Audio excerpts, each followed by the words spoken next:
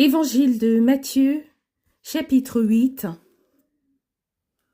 Guérison d'un lépreux. Lorsque Jésus fut descendu de la montagne, une grande foule le suivit. Et voici, un lépreux, s'étant approché, se prosterna devant lui et dit : « Seigneur, si tu le veux, tu peux me rendre pur. » Jésus étendit la main, le toucha et dit : « Je le veux, sois pur. » Aussitôt, il fut purifié de sa lèpre.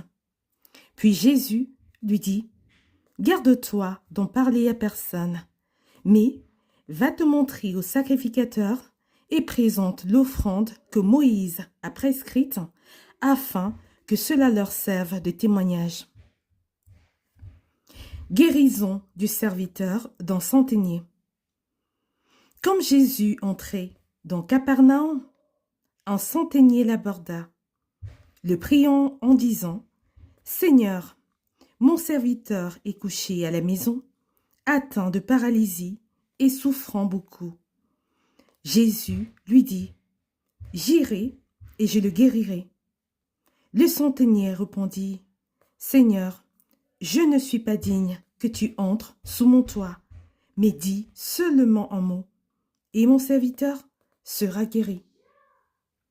Car moi, qui suis soumis à des supérieurs, j'ai des soldats sous mes ordres, et je dis à l'un : va, et il va, à l'autre : viens, et il vient, et à mon serviteur : fais cela, et il le fait. » Après l'avoir entendu, Jésus fut dans l'étonnement, et dit à ceux qui le suivaient : « Je vous le dis en vérité, même en Israël, je n'ai pas trouvé une aussi grande foi. Or, je vous déclare que plusieurs viendront de l'Orient et de l'Occident et seront à table avec Abraham, Isaac et Jacob dans le royaume des cieux.